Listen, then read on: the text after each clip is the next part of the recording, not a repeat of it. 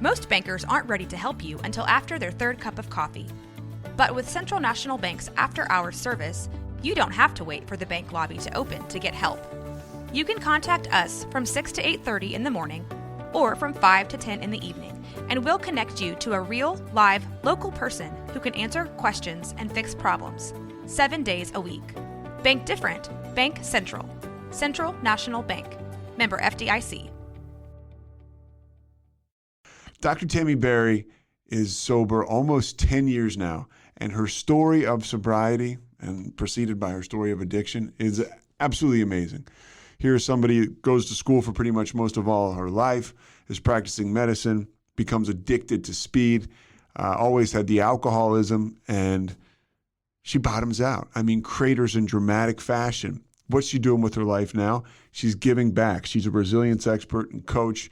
She's very involved in the field of recovery. I met Tami by going to outside of Philadelphia. She was always at this meeting I went to, and she was really cool, and she was going through some serious legal stuff at the time, and she was going to meetings every day and sharing about it. And she said when she had to go to court, over 50% of the courtroom, members of the 12-step community. Tami Berry is awesome. She's a friend of mine. She's cool, and she's got some tools you can use if you're struggling with stress and anxiety, right? Some of us feed off of that. I know myself included sometimes. So let's get right to Tami. But before Tami, somebody who never has any stress. This guy is California cool, and he's my big bro, Kevin Souza.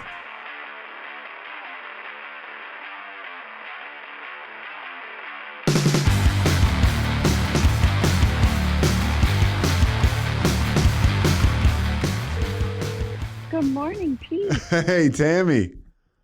How are you? Good. By the way, it's nice to spend the morning with you once again. We used to meet almost every day at 7 a.m. at 562 in Haverford. That's right. Yeah. That's right.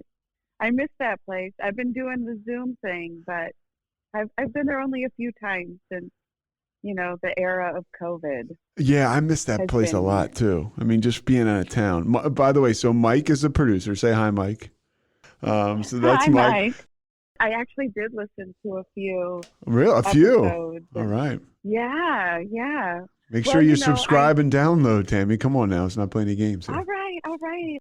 I've always been a fan of you, man. It's been a it was a pleasure getting to know you through the 562 group, and this is such a good fit for you because your sobriety is so strong, and you just naturally, I think, help people carry the message. I just think this is a great spot for you to be of service, and I'm just happy to be a small part of it. I appreciate you saying that. And I think that literally, I mean, I can't, you could leave me on the side of the road with the car and I don't know that I'm changing the flat tire, but I can communicate. And I feel like it's my, God gave me, he spared my life. So this is what I like. This is what I do, while I'm on the other side. I don't know how strong it's day to day, just like everybody else, but I appreciate you saying that. So what are you up to now? I want to kind of find out what you're up to now, because I'm just naturally curious, and then we'll get into your story. Yeah. Right now I help people actually train their nervous system so that they can really master stress in their lives and transform it into fuel for living their best. And really, it was a byproduct of my recovery, to be honest, because I didn't realize, yes, I was addicted to alcohol, and yes, I was addicted to Adderall and a whole host of other things that release dopamine, like shopping and gambling. I'm a multifaceted addict, so to speak. And I didn't realize that, until I got into really solid recovery, I didn't realize that really actually one of my strongest addictions was my addiction to stress. Yeah. And as I started doing some of that deeper work, I realized, wow, this is so pervasive in my life. And then I started to realize how pervasive this is really, like, in America and the Western world. And it became one of these things where it was like, wow, okay, so I started studying it and researching it and understanding it and understanding what it does to the brain, what it does to the nervous system, how it affects the body and our behaviors and our choices. And I realized, wow, we are all prisoners of this. And really, it was a selfish endeavor. I'm going to be honest. Yeah. Because I wanted to live, I am fiercely committed to the journey to the liberation from the bondage of self. And I only knew that was a thing from coming to AA. Yeah. Like I didn't even know that I was a prisoner. We'll get into this thing, what you're doing now, as we'll weave it throughout your story. But I do want to ask you, and I'm not asking for you to, give it all away, but what's the number one thing somebody can do to convert that anxiety and that stress and use it as a force for good in their life? So really, there's sort of three phases, but the first phase is rebalancing your nervous system. And that can come from a myriad of ways. I mean, Alcoholics Anonymous teaches us prayer and meditation, right? That is a really powerful way to balance your nervous system, to reduce the sympathetic system and increase the parasympathetic system. So they work in tandem, or they counteract one another, essentially. And when we're in a sympathetic response, we're in stress. And when we're in a parasympathetic response, we're countering all of that biochemically, hormonally, physiologically, biochemically, like in every area of the brain and the body. And so anytime you are praying or meditating and you feel relief, you know that you've activated the parasympathetic nervous system. And I give my clients biofeedback monitoring so they know in real time that they're actually strengthening their parasympathetic nervous system. So, a lot of the clients I work with, they want to know that they're doing it right. They're kind of like me, the type A perfectionist, Yeah. Well, caught in the cycle of overachieving, You were, were you or are you? You were a doctor, right? Yeah, a surgeon, actually, yeah. What kind of surgeon? General. Okay, so you were a general surgeon. Let's go back to the very beginning. When did you have your first drink? My first drink, I was in high school. It was a party. Apparently, everybody else knew how to do this. I ended up vomiting everywhere,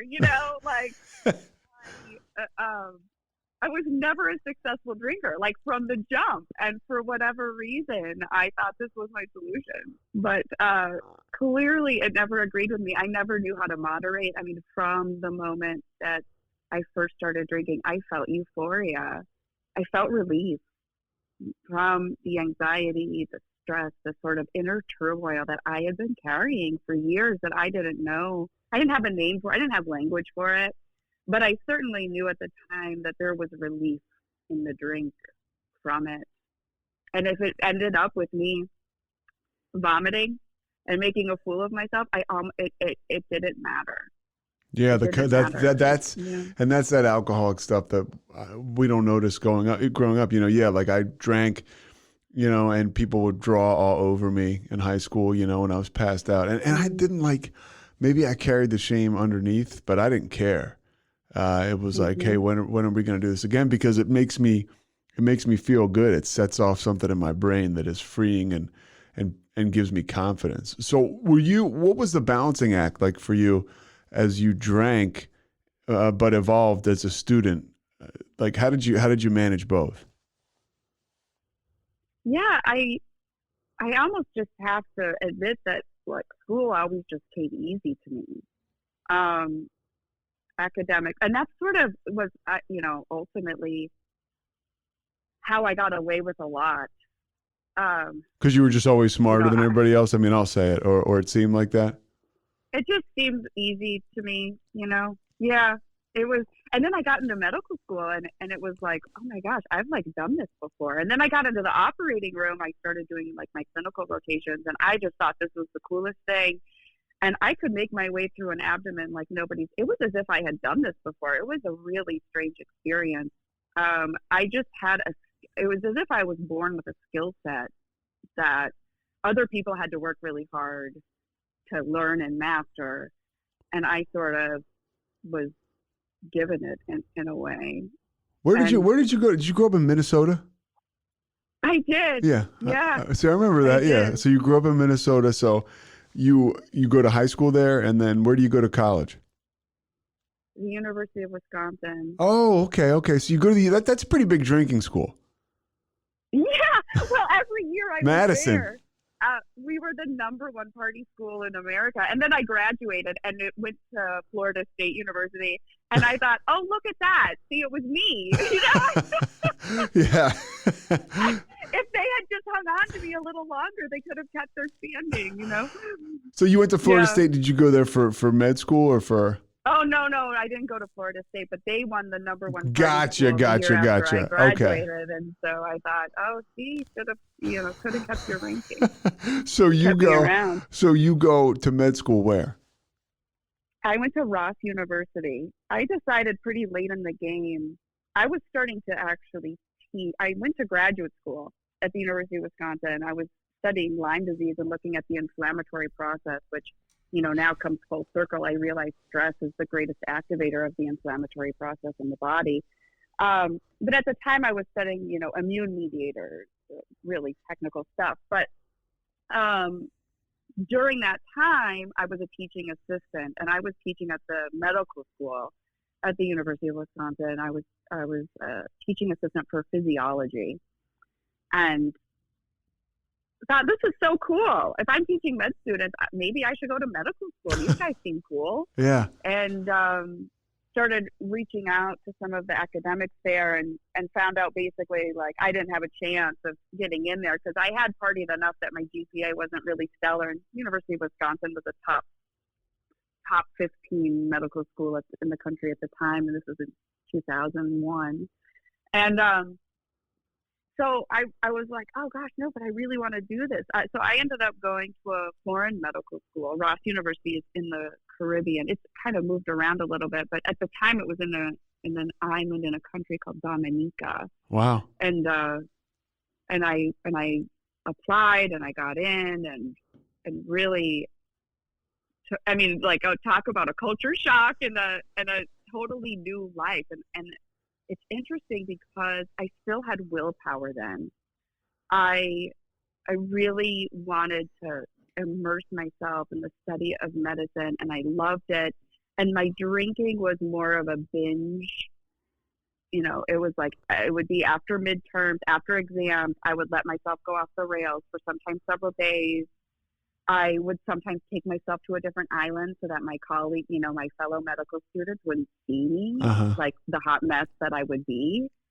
So at that point, if you drink, like they talk about in the big book, like the phenomenon of craving's going to kick in and you have 1 or 2 drinks and you're off. It's a binge drink. Oh, I'm gone. Yeah. Baby. Oh, yeah. And I don't know if I'm going to be back in 24 hours or 3 days. Right? Like, I don't know. What's the Adderall situation like in college and med school? Well, I didn't, I played with it just a couple times in undergrad. It wasn't until I really hit depression, the Adderall didn't kick in until I was a surgeon, actually. So, but I had, my body remembered, right, that euphoria. And at that time, so I go through med school. I do all of that. Let me just segue here. I'm all over the place. I totally love the med school thing. I was able to do my binge drinking and get by really well. Graduated with a 4.0, highest honors. Taught my way through it. End up in Florida, with Miami for some rotation. End up teaching a little bit, teaching other medical students in Miami for a little bit, end up then in New York to finish my clinicals through Mount Sinai and Maimonides Medical Center in Brooklyn. And then the drinking really started. Really what it is like my underlying depression and discontent with life is kicking in, right? Like my irritable, restless discontent is kicking in. I don't know what this is. I just know that I need to numb out, right? Like I can't deal with these feelings. So I start drinking a lot more. I realize I'm in a culture that actually does a pretty good amount of drinking. Yeah. Like apparently doctors, there's a few of them. I that think you're are like the partiers, just third like me. doctor we've had on here. Yeah. And it's and there's many more out there. There's so many more, Pete. Oh my gosh. I just posted on LinkedIn yesterday about my alcoholism and my drug addiction and my my burnout as a surgeon.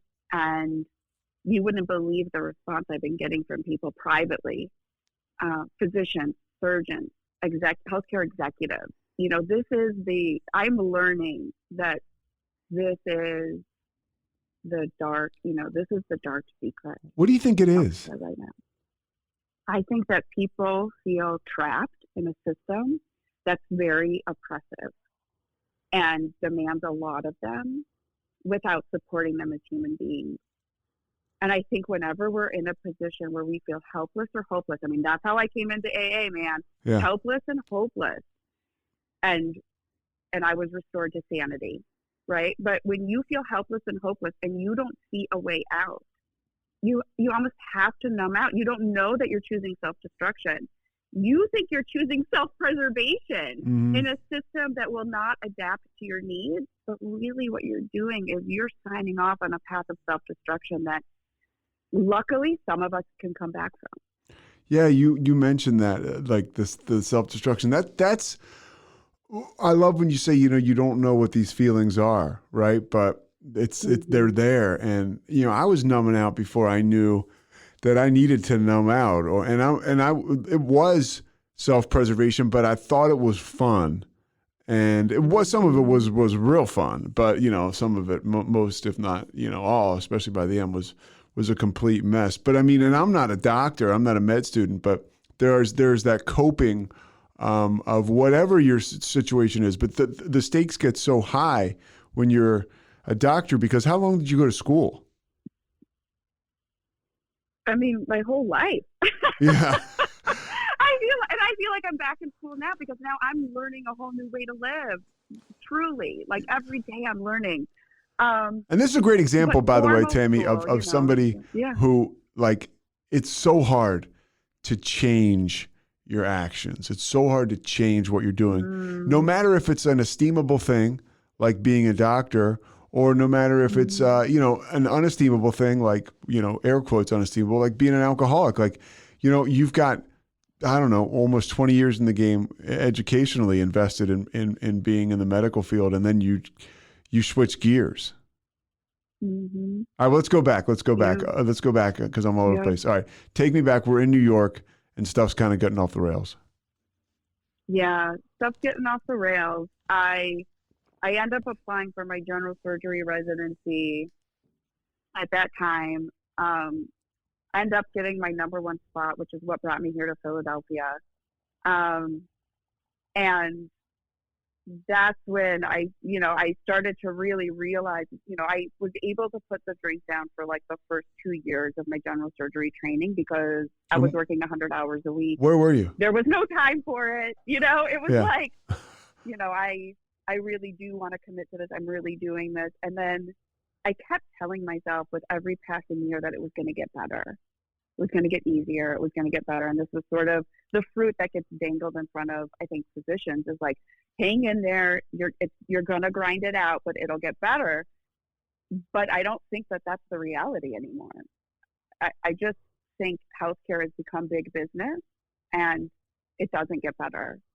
And finally, I was in my third year of residency and I was starting to feel helpless and hopeless. And that's when I started picking up the drink. That's when I started realizing that I was really tired the next day. And so polypharmacy kicked in, Adderall is a wonderful stimulant, and certainly the drug company, the Adderall got its name because they were trying to market it that ADD is for all, like everybody has ADD, Adderall for everyone. I didn't know that. That's interesting. Yeah. Right. So where were you working in Philly? So at this point I'm at Mainline Health. Okay. At this point. So I'm working at Lincoln Medical Center. Sure. And that's where they have their residency. It's a great, community academic setting. Partners with the University of Pennsylvania, Jefferson Health System. So there's like some good training opportunities. You end up doing some really cool things, seeing some really cool things.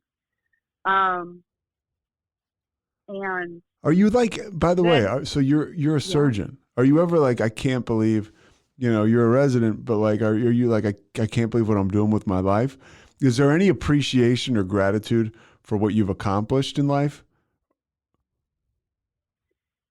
Such a good question, Pete, because I think at the time, none of it was good enough.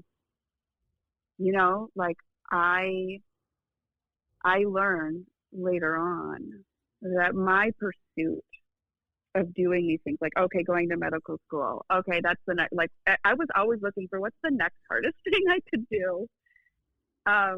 It's not really popular for women to, when I entered surgery, it wasn't really, there weren't very many females doing that. It was like the guys club. And, I was going to be different. I was going to be the woman that could hang with the boys. And that drive of always trying to do the next hardest thing, I think really came from a deep-seated sense of not being good enough and trying to justify or validate one's own existence. And when you try to do that outside of yourself, you always lose. Like you can't win that game, Yeah, it's got to come internally. You mentioned being a woman in Totally. in a guy's club. How often when people saw you in scrubs did they think you were a nurse as opposed to a doctor? Very frequently. And I never minded. I actually never minded it. I was like, hey, not my business, totally cool with me. I respect the nurses I worked with. Those nurses, the nurses I worked with, they were smart, they were intelligent, they worked hard, they had big hearts. I had no problem being mistaken for one of them. Yeah. Really, truly. Yeah. So what happens with like the Adderall? Like how does that start to, is that something where you're looking for, you use that during the day and then the alcohol at night and then it both just comes together? Yeah.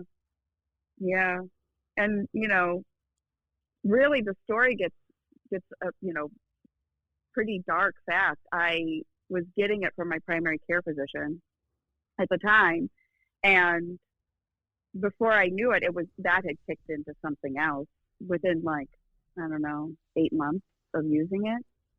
And she was going to take me off of it because at this point, when I go in for my follow-up with her, my heart rate is up, my blood pressure is up, these are side effects of amphetamines that show like you're taking too much. Yeah. So were right? you taking other amphetamines too?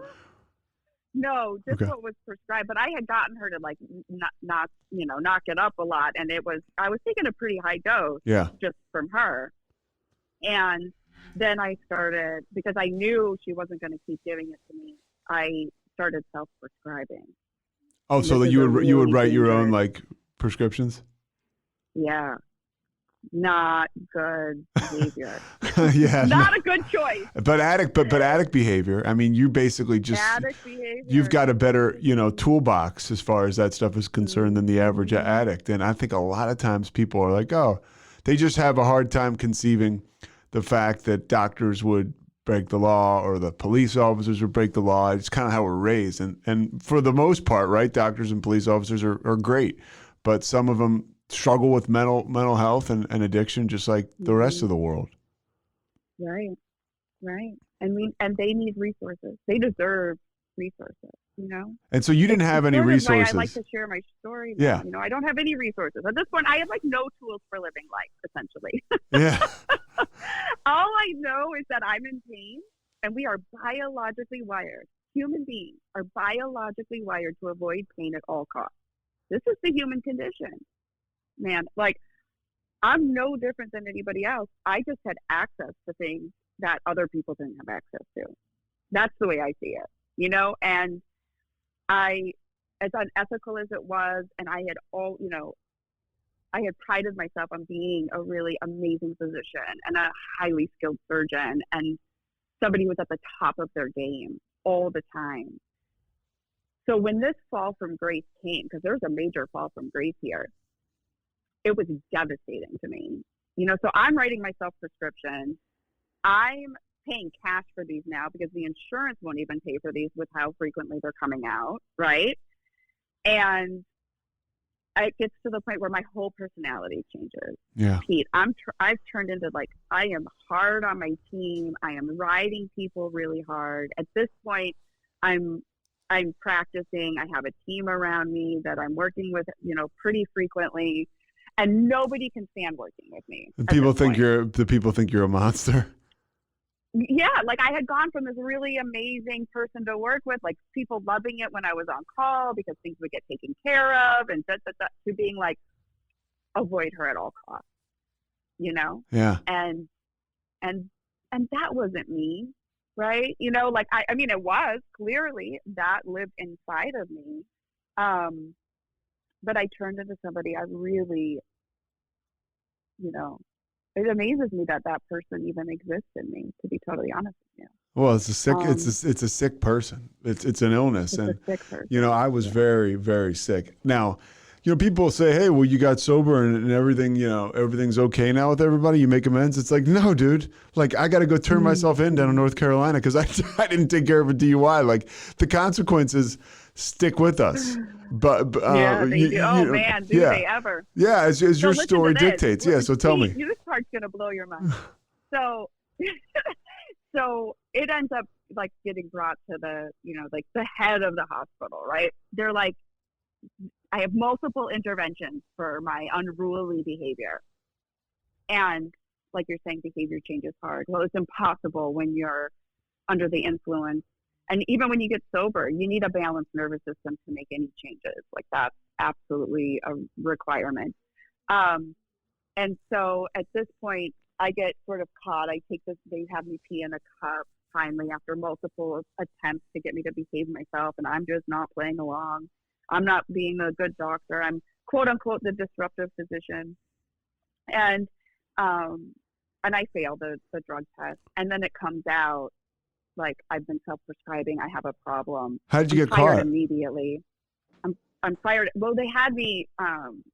They drug tested me. I mean, but how did you get caught with the self-prescribing? Oh, I told you know the jig was I had been trying to quit, Pete. At this point, I had been trying to quit on my own for months. I couldn't. I could not kick this thing. Like I would wake up in the morning and pledge to myself that I was done with this. I was never going to do this again. Yeah. And by 11 a.m. or noon, if I hadn't had myself completely convinced that this was the only way I was going to get through the day, I mean, it was such a vicious cycle. Like since I got sober, I haven't relapsed, but I relapsed every day for like 8 or 9 months before I finally got sober. You know? Yeah. So I would wake up totally committed and not have the willpower to get through the morning. Which is such, you know, a shit show internally and emotionally, because there's shame in that you're like, oh man, like I really like so much shame. I really did want to stop and I can't. It's like, oh. I really did. And every time I wrote a prescription, like my hand would be shaking and I would be like, I know this isn't right, but I need this. Let's do a little inside baseball here. I'm just curious. So you have a license, you are a doctor, you go to, let's say, I'm just going to make stuff up, CVS, and you pick up this prescription. Don't they ask you for your license so they can see that you're prescribing it for yourself, or how, it doesn't matter? Well, I would go to these like mom and pop pharmacies. Gotcha. You know, like I kind of, you know. You're an like, addict, for sure. Yeah. You know, where there's a will, there's a way, my friend. Yeah. So, okay. So you get caught with that. And what happens? So I get caught with that, and I just spill the beans. Like I don't realize that I should be consulting a lawyer. I don't realize the ramifications of what I've been doing. I had thought multiple times that I should leave a note, like in my shirt, like if you find me, shock me. Like I'm for real. Like I knew I was going to need a defibrillation or something. Like I would, you know. I was going in and out of arrhythmias. This is how much Adderall I was taking. I had totally wrecked the electrical circuitry of my heart. How much a what's day going on in the rest of my body. are we taking, you think? Oh man, it's a lot. It's a lot. Actually, when everything went down, so when everything goes down, I end up in front of a judge, right? When everything goes down, I get prosecuted actually by Kathleen Kane, Oh, who that's at that time was the Attorney General yeah, of Pennsylvania, who's since been indicted yeah, and in prison yeah, for abuse of power. yeah. And had ever been charged No, under I lost you for a act. second. You said no physician had ever been Yeah. charged. Okay. No physician had ever been charged, up till my case, no physician had ever been charged under this particular law that John Corbett at the time was the acting governor. I find out in retrospect, he's investigating Kathleen Kane for abuse of power. In order to get him off her back, she's, I guess, has this idea that, the next physician that comes in line I'm going to slap them with this statute. And it'll appease Corbett, he'll back off of me, and everything will be copacetic. I guess I end up being that next physician in line. And she sinks her teeth into my case, and the DA will not work with I actually go through 3 lawyers. And a lawyer takes a retainer up front to represent you. Yeah. I mean, I blew through oh my gosh, I don't even want it. It's like maybe $35,000 on legal fees before I even got in front of a judge. Yeah. No lawyer could work. I thought I was like, how do I keep hiring the most incompetent lawyer? How is this? What kind of luck is this?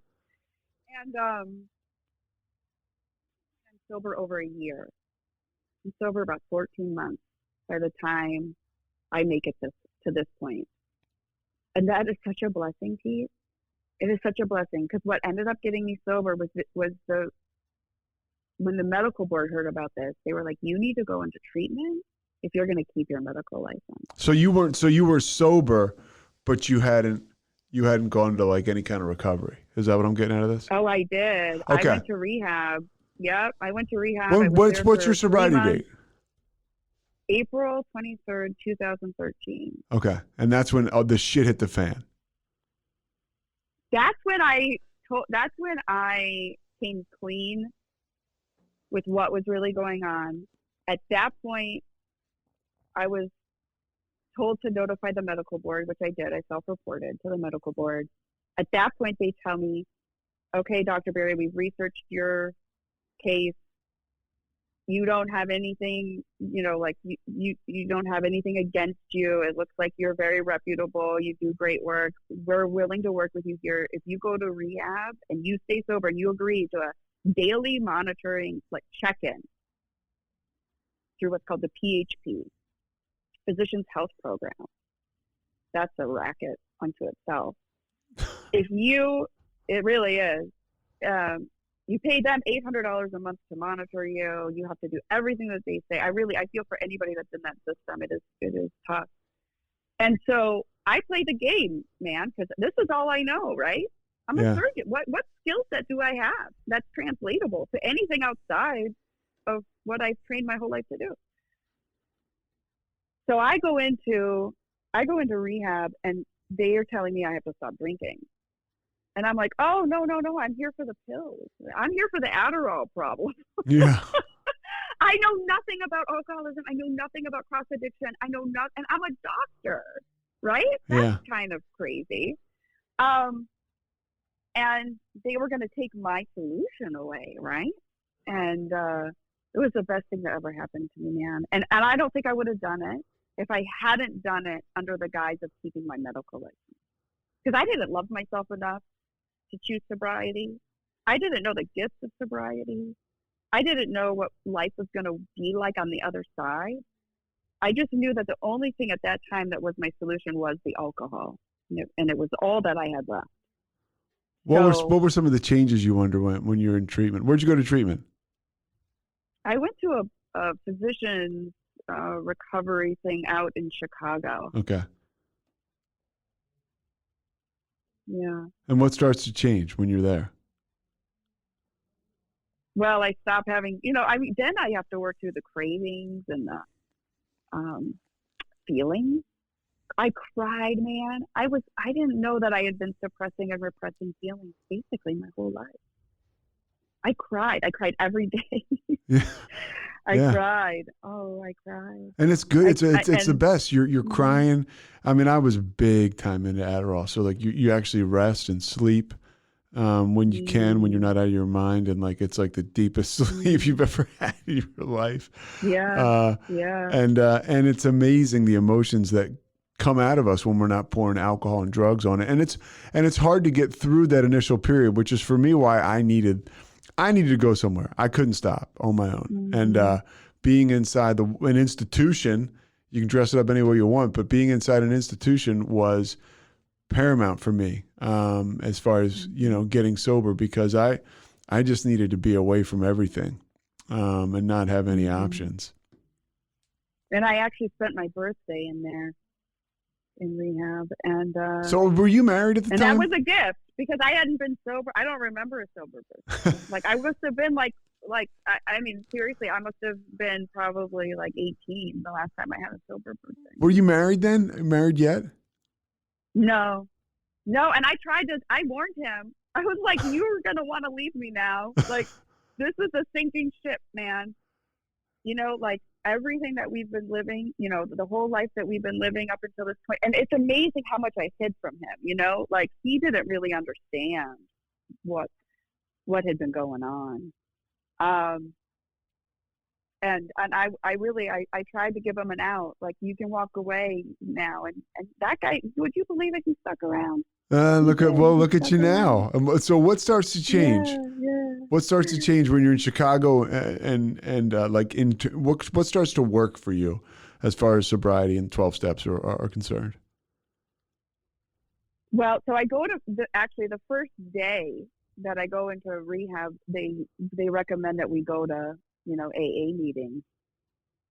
And I walk in there and my whole nervous system responded to that. I walk in the room and I'm settled and I feel like I'm home. And I don't even know this place, but I know these are my people. I haven't said a word to anybody yet. And I just know that I'm where I'm supposed to be. I've never had a feeling like that before. And this kind of stocky butch woman stomps up to me and grabs me by the shoulders. And I'm thinking, oh my God, she's going to throw me out of here.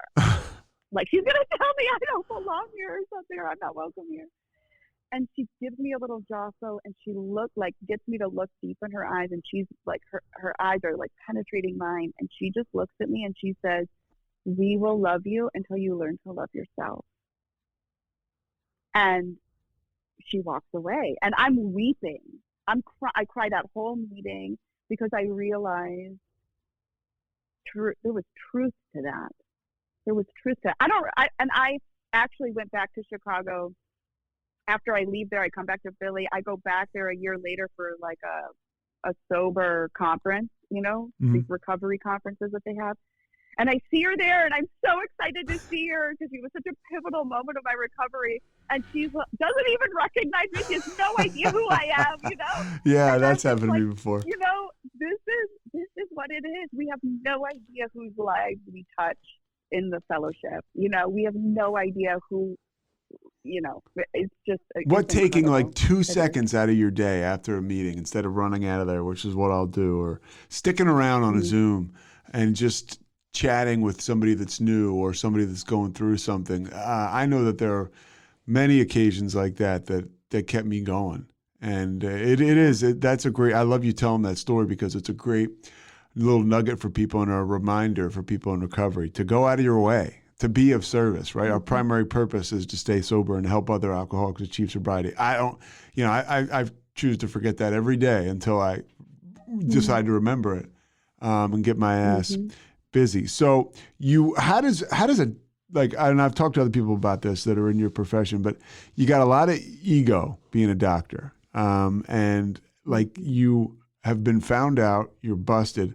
How do you pick up the pieces emotionally and get back into the mix professionally and life-wise. Forget, we can start with life first, because everybody knows, I'm sure, in your circle, you're the doctor that fell flat on her face. Right? I mean, that's, yeah. Right. Man, you nailed right.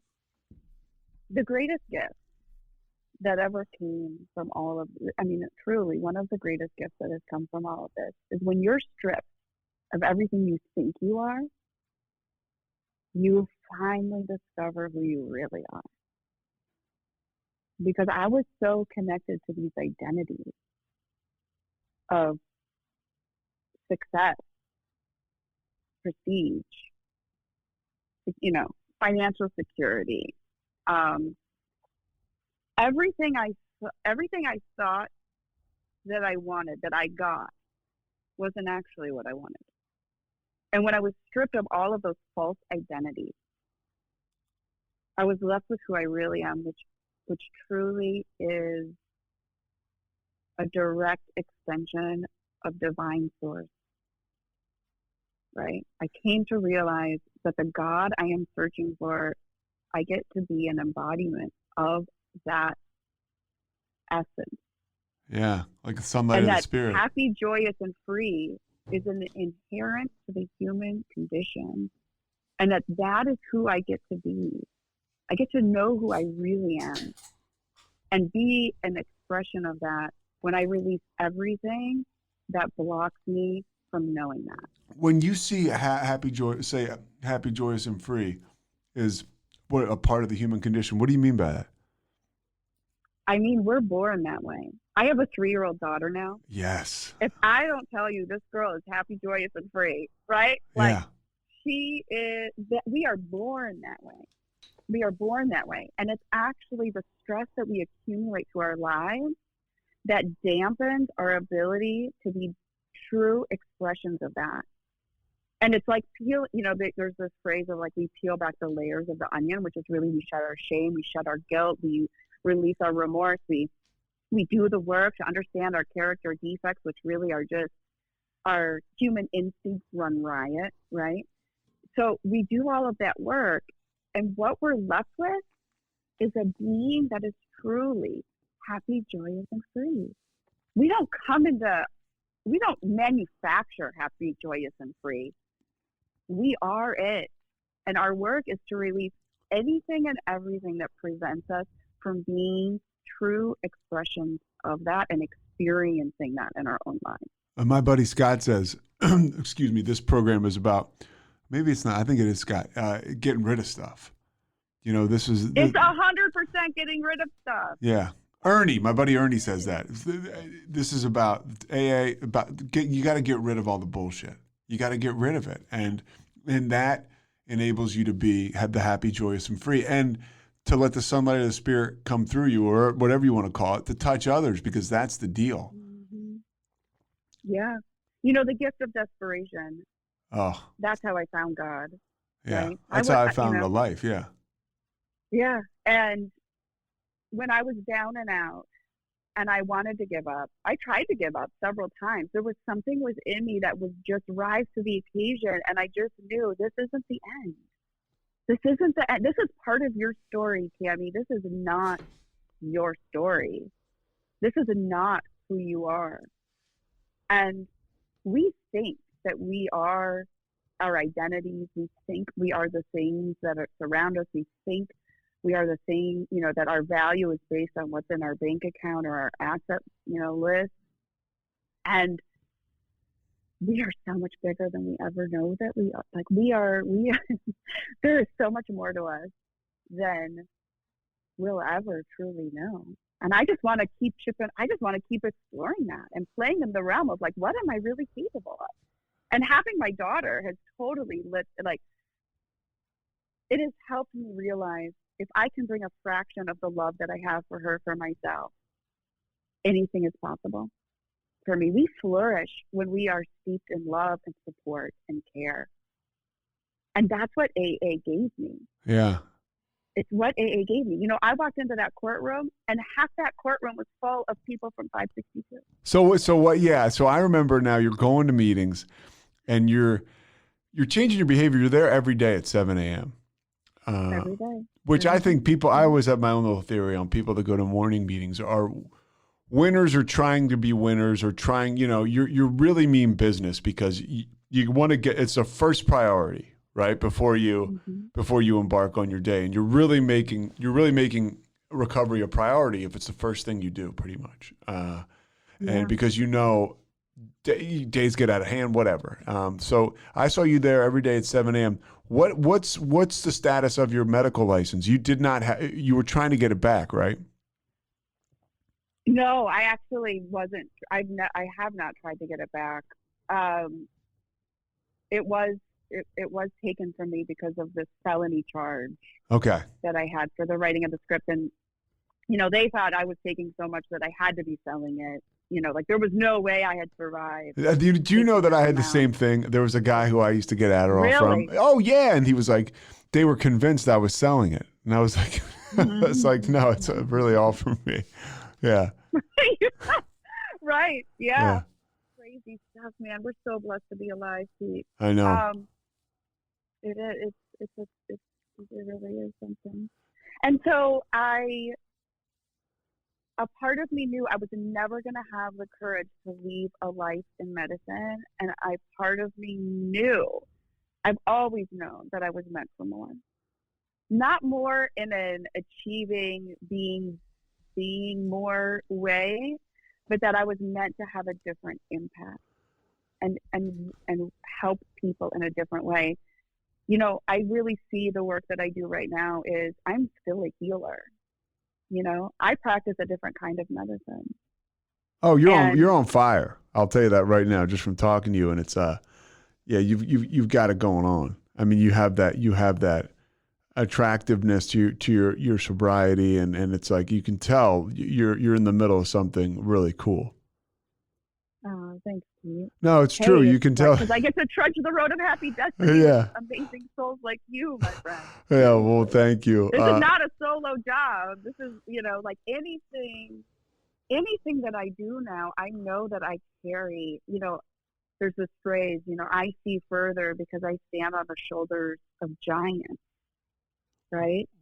And I stand on the shoulders of the Fellowship of Alcoholics Anonymous. And I stand on the shoulders of my ancestors and my lineage. And, like anything that I am is because of everything that has brought me here. And I might not like all of it. For the longest time, I didn't like the fact that I was an alcoholic or a drug addict. It's been the greatest blessing of my life. Yeah, it's amazing. And that is like almost what you talked about at the beginning, right? Turning your stress, understanding it and using it as some kind of asset. But just to go back a little bit, what kind of charges were you facing? Oh, dang. The list was mighty long.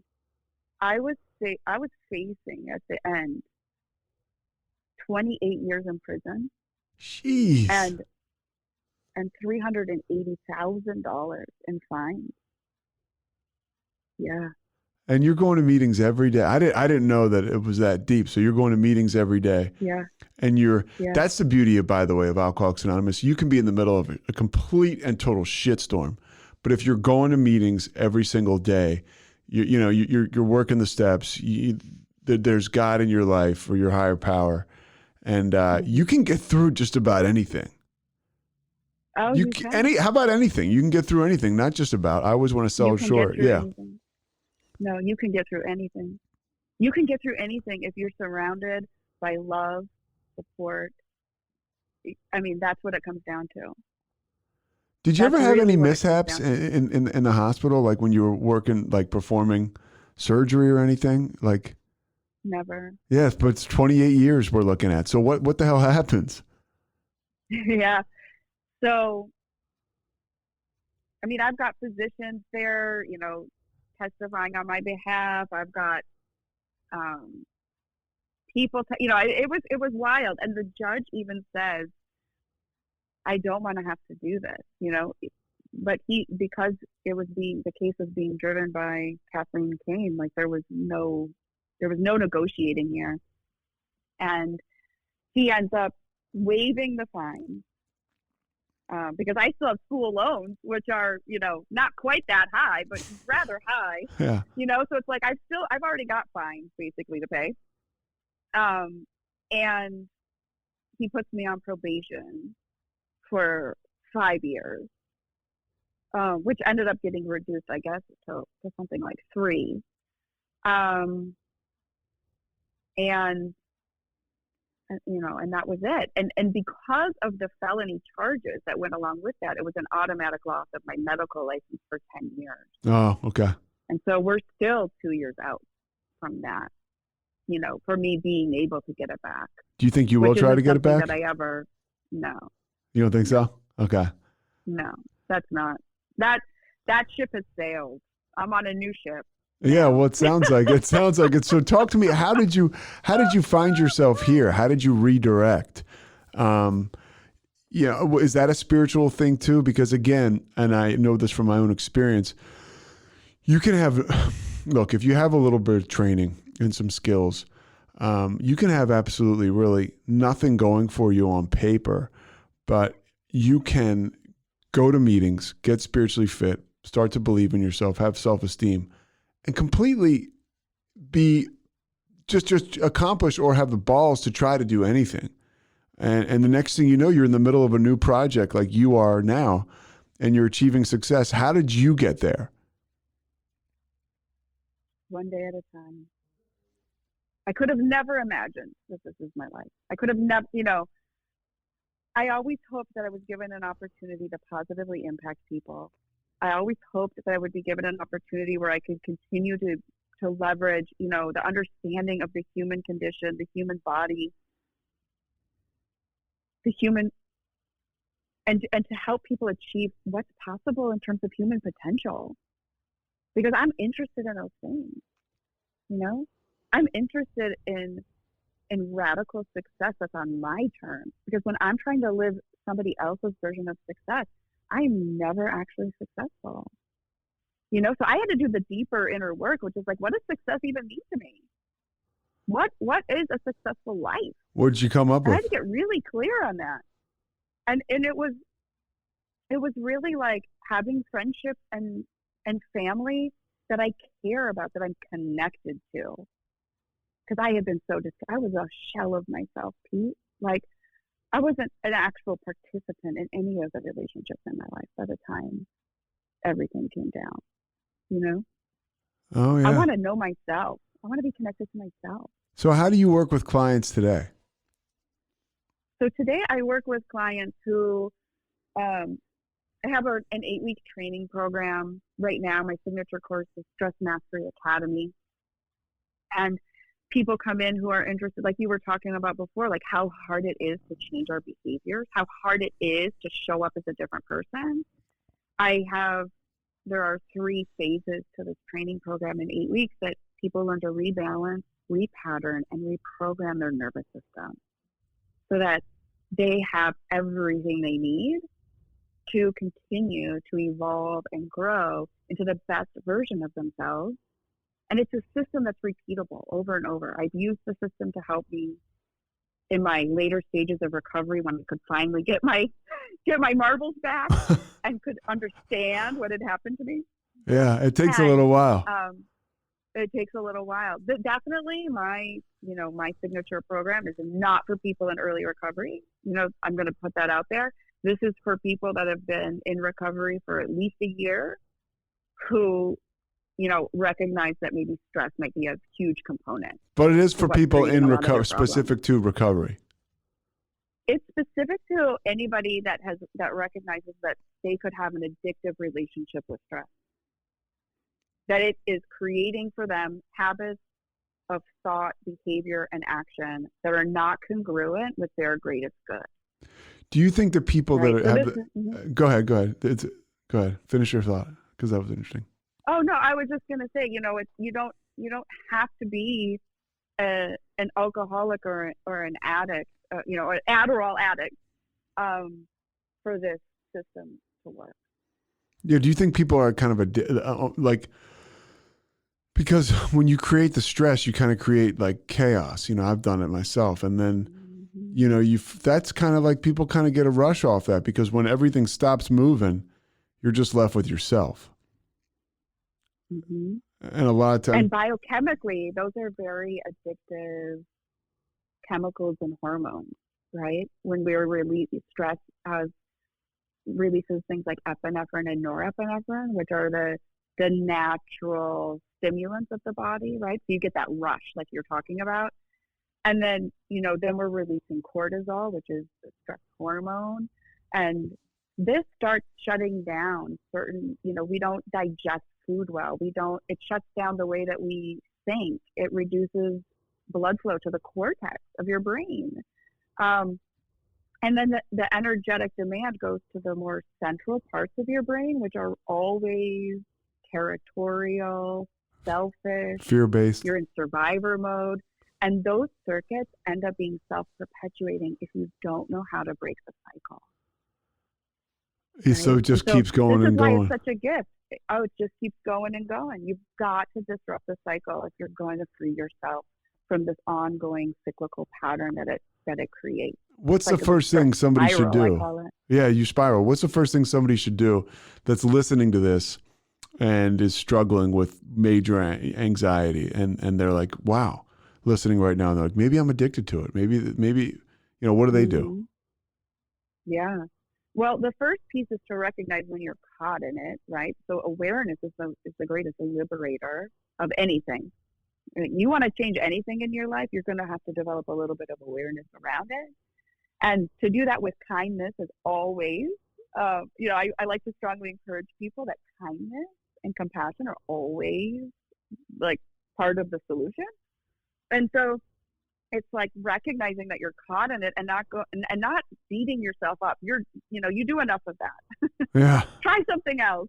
Give yourself a break. Recognize like, oh my gosh, I'm carrying a lot here, right? And just take a few nice deep breaths. See if you can take a deep breath with your belly. Really move your diaphragm. That helps activate the vagus nerve, which is the really strong driver of the parasympathetic nervous system. And just kind of gain some balance just from that. And then once you're in balance, and this is hard to do, you know, this can be hard to do because you have to practice it regularly for it to start working quickly. But once you train for this, you can actually re-regulate your nervous system within 30 seconds. We're wired for it. You know, we were given a parasympathetic nervous system. And what's interesting, when you're in parasympathetic dominant state, you feel connected. You feel like you belong. You feel whole. You feel like you can feel things like love and compassion and kindness. You can think smarter. You can make better decisions. You choose better behaviors that are life affirming instead of life destroying. It shows up in your relationship. You can connect to other people because you're connected to yourself. Yeah, totally. You know, we're wired this way. I notice myself now, like I'm fidgety and stuff. Yeah. Like I'm just in need to get a little more rest, and I've totally gotten away from meditation. And it's, I know that when I find that gear and I find that space, it definitely changes my demeanor and the vibe I give off. I'm sure, like it's so often now, I'm just constantly, I don't know what, I'm ready for a pot of gold to spring out of my phone. You know, I'm just like, why do I continue to look at it? You know, oh, Pete, those are such common behaviors. Yeah. Those are like what you're talking about. We are in America. I think right now, we have an epidemic of stress. We're addicted to our phones, right? That's activating the stress response. We're stressed out in traffic. I hear more horns today on the road than I ever did before. You're hearing about people getting thrown off of airplanes. They're like, a lot. Belligerent behavior. Yeah. Like, we as a society, did you know that right now, nearly 25% of all children aged 13 to 18 in America have diagnosable anxiety disorder? Yeah, and that's insane. That is heartbreaking. We are, our kids, they don't have the ability to self-regulate the way we do. Our children are 100% dependent on our nervous system balance for them to learn how to regulate and balance their own. So this statistic is a sign to me that that parents, adults in America right now are experiencing incredible levels of stress, and what they're carrying. This is a healthcare crisis. This is like a public health crisis, and it's affecting our kids, and it will have repercussions that show. I mean, what stress ultimately does is it puts us in a pro-inflammatory state. Inflammation is the root of all disease and cancer. That's it. It's amazing Period. to think Hard about stop. that. Yeah, like Yeah. something like stress, something outside of us can internally kill us. You know, not something we're putting in our body. It's not like we're running into something that's going to kill us, or it's this vibe that will kill us. Contagious. We're emotional beings, right? Emotions are contagious. Stress is really, if you think about it, it's a soup of destructive emotions. Okay, so right? if somebody wants to find you, where can they find you? How can they get involved? Because you're already helping people, but if people want to go deeper than this, how can they find you? Yeah, you can. I love LinkedIn. If you're on LinkedIn, please follow me, interact with me. Let's have a conversation. We'll put that link if you up. want to just sort of see what I'm up to, drtamiberry.com. It's drtamiberry.com. All right. Well, and anything else? What do you tell somebody that's just trying to get a day? Keep coming back. All right. Keep coming back. Keep coming back.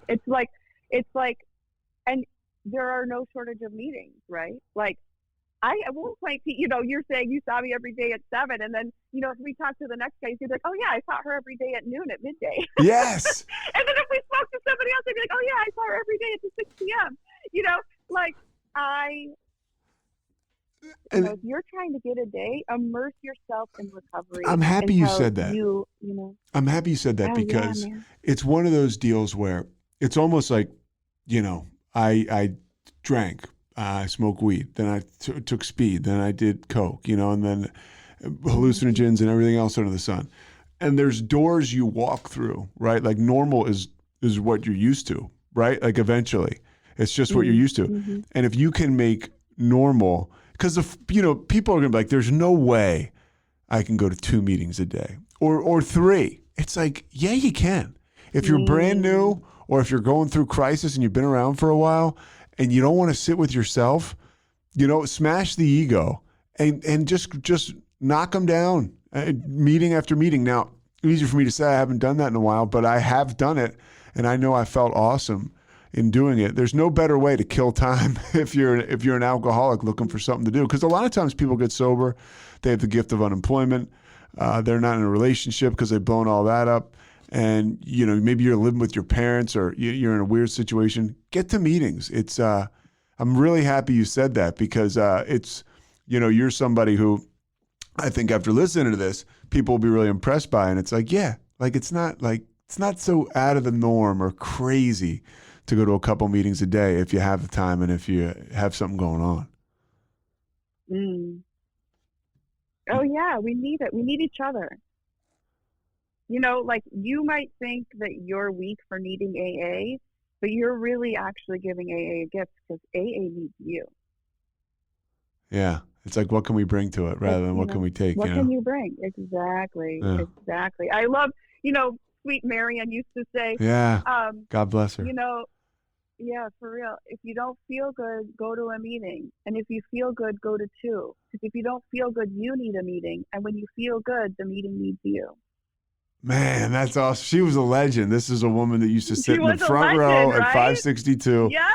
Yeah, it seemed like flocked, beautiful, always always well dressed lady in the house. Yeah. I think she was in New York City and then came maybe from Philly and then came and lived in the suburbs, and meetings were it was her number one thing. I mean, she was regal and she was cool and she had a kick-ass message and she put sobriety first. Right? She did. That was awesome, Tami. Yeah, thank you so much. Yeah, you too. Thank you. Okay, bye-bye. Thanks so much for listening to the Payoff with Pete. Once again, I'm Pete Souza. And of course, we are part of the Rogue Media Network. All kinds of good podcasts you can find at roguemedianetwork.com. And of course, you can find this podcast and all those other ones wherever you get your podcasts, iTunes, Spotify, other spots like that.